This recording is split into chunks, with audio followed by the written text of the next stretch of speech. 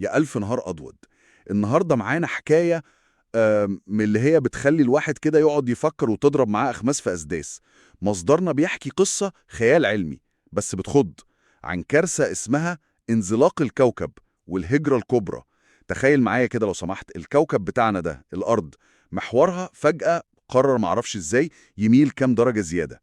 ايه اللي ممكن يحصل وقتها؟ لا، دي مش حكاية فيلم أجنبي بنشوفه ونسقف. دي قصة بتودينا سنة 2064، ويعني بتقلب الدنيا رأسا على العقب. سنة 2064 فجأة أجهزة الرصد في العالم كله سجلت إن ميل محور الأرض زاد. مش أي زيادة، لأ، 4 درجات مرة واحدة. 4 درجات؟ ده رقم كبير جدا في المقاييس الكونية دي.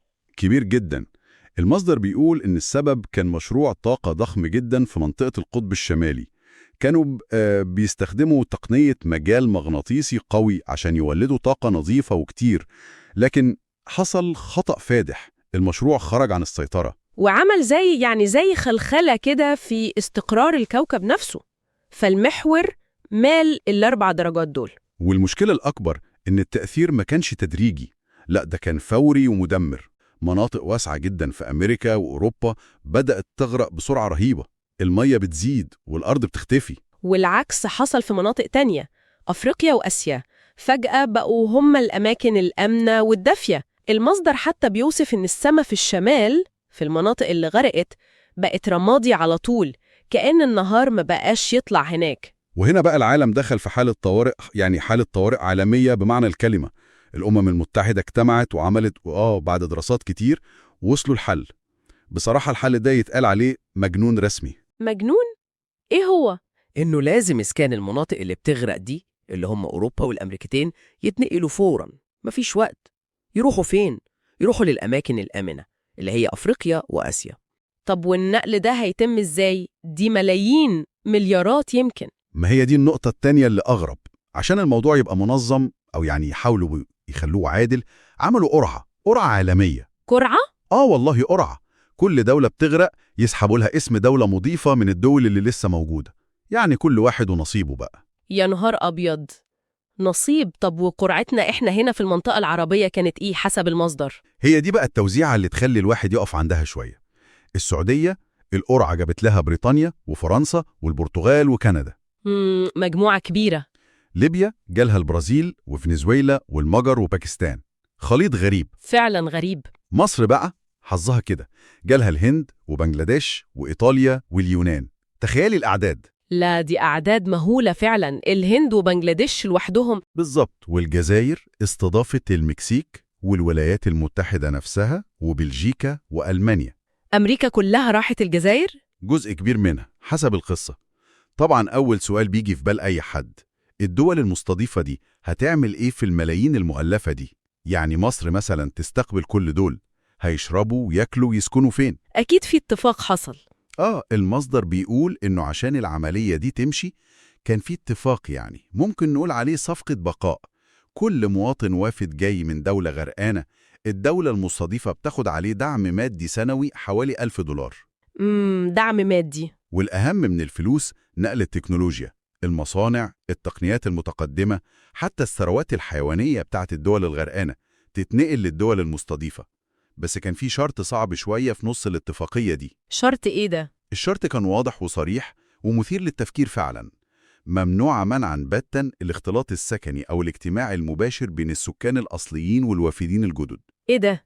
ليه كده؟ المبرر اللي اتقال وقتها حسب المصدر كان عشان يمنعوا الصدامات الثقافية والمشاكل اللي ممكن تحصل، ويحافظوا على هوية كل شعب منفصلة.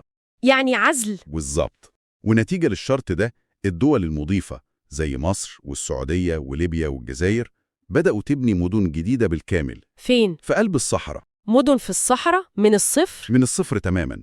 مدن ذكية بتعتمد على الطاقة الشمسية ومواد بناء جديدة خالص زي الإزاز والرمل المضغوط. مدن مخصصة بس للوافدين الجدد. المصدر بيرسم مشهد مهيب قوي للسماء، وهي زحمة بطيارات نقل عملاقة والمحيطات مليانة سفن ضخمة. إزاي الناس دي هتعيش في الصحراء وتبنيها؟ خلينا ناخد أمثلة. في مصر مثلا الناس اللي وصلوا اللي هم الهنود والإيطاليين واليونانيين وغيرهم بنوا مدينة جديدة خالص في الصحراء الشرقية، سموها مدينة النور. النور؟ اسم معبر. جدا. المكان ده أصلا كان رملة وشمس، مفيش أي حاجة تانية، بس عملوا منه يعني شبه أعجوبة، حقول طاقة شمسية ضخمة جدا تمتد على مد البصر. تكنولوجيا الطاقة الشمسية أكيد كانت أساسية. أساسية جدا. والأجيال الجديدة بقى من الوافدين دول أولادهم اتعلموا عربي بسرعة مذهلة، والغريب والمثير للاهتمام إنهم بقوا هم اللي بيعلموا المصريين حاجات زي البرمجة والذكاء الاصطناعي. تبادل معرفي حقيقي. بالظبط. المصدر بينقل جملة قالتها مهندسة هندية هناك، جملة بصراحة تتوزن بالذهب، بتقول: لما فقدنا أرضنا الأصلية فهمنا إن الأرض مش مجرد تراب بنمشي عليه، الأرض الحقيقية هي الحاجة اللي بنقدر نبنيها ونعمرها بإيدينا وبعقولنا. يا سيتي على الكلام اللي يفهم. كلام عميق فعلا. طب وفي السعودية إيه اللي حصل؟ البريطانيين والفرنسيسيين دول عملوا إيه؟ في السعودية كان في ابتكار مختلف شوية. البريطانيين والفرنسيين والكنديين دول قرروا يعملوا حاجة مجنونة، ينزلوا تحت الأرض. تحت الأرض؟ بنوا مدينة كاملة تحت رمال الصحراء، سموها نيوم التانية. الفكرة كانت ذكية جدا، بدل ما يحاربوا حرارة الشمس المباشرة يستغلوا برودة باطن الأرض الطبيعية للتبريد، وفي نفس الوقت حولوا حركة الكثبان الرملية، الرياح اللي بتحرك الرمل دي، لمصدر لتوليد الطاقة. طب وليبيا؟ البرازيليين والباكستانيين دول عملوا إيه في الصحراء الليبية؟ في ليبيا الوضع خد شكل فني أكتر، يمكن عشان البرازيليين ليهم حس فني. البرازيليين والباكستانيين والمجريين دول حولوا حتة من الصحراء الليبية لما يشبه غابة من الزجاج. غابة من الزجاج؟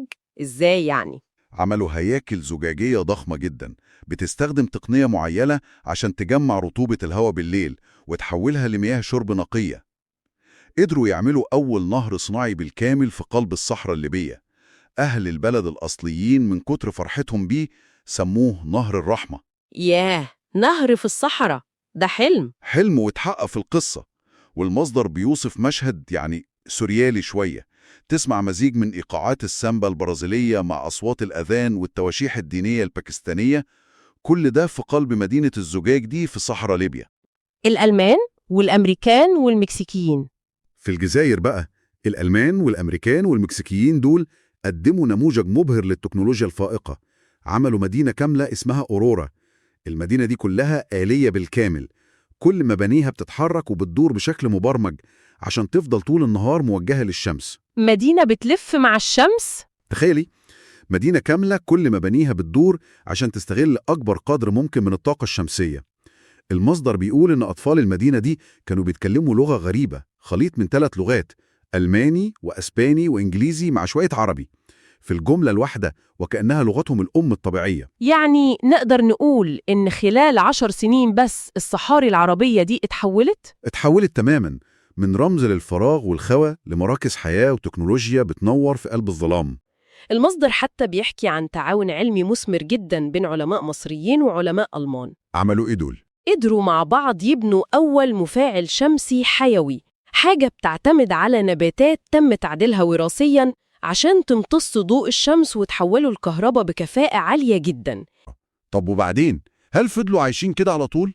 لا، هنا بقى تيجي المفاجأة الكبيرة التانية في القصة، المفاجأة اللي محدش كان عامل حسابها خالص. مفاجأة إيه تاني؟ بعد حوالي 30 سنة من الكارثة الأولى، يعني قرب سنة 2095 كده، المراصد الفلكية والجيولوجية في العالم كله بدأوا تلاحظ حاجة غريبة جدا. خير؟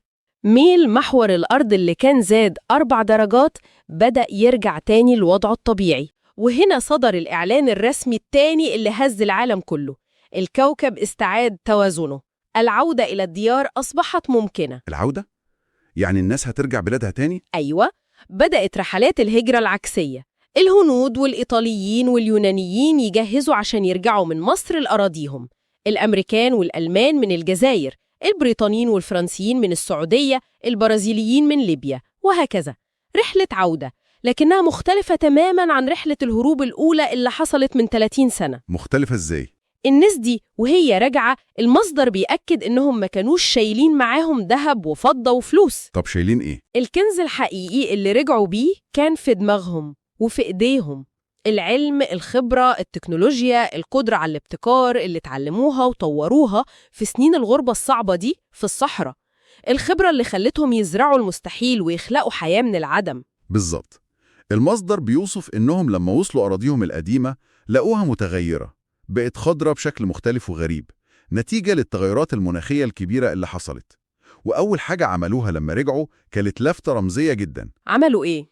زرعوا شجر، زرعوا أشجار فوق أنقاض المدن القديمة بتاعتهم، كأنهم بيعلنوا عن بداية حياة جديدة، حياة هتبني على اللي فات وتستفيد منه. ياه، طب والعالم بقى شكله إيه بعد العودة دي؟ هل رجع زي ما كان قبل الكارثة؟ اللافت للنظر فعلا هو سرعة التعافي. المصدر بيقول في خلال 5 سنين بس من بداية العودة الدول دي قدرت تقف على رجلها تاني وتستعيد جزء كبير من قوتها. طب وصلنا لسنة كام كده في القصة؟ وهل الأرض رجعت طبيعية تماما؟ وصلنا تقريباً لسنة 2105، يعني بعد حوالي 40 سنة من بداية الكارثة.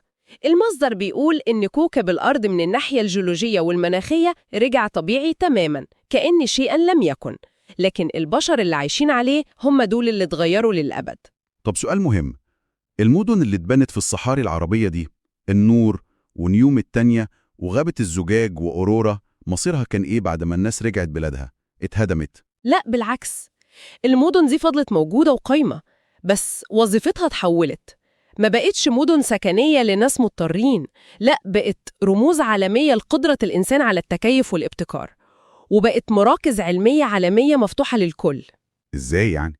يعني مدينة النور في مصر بقت مركز دولي متخصص في دراسات المناخ والتكيف البيئي.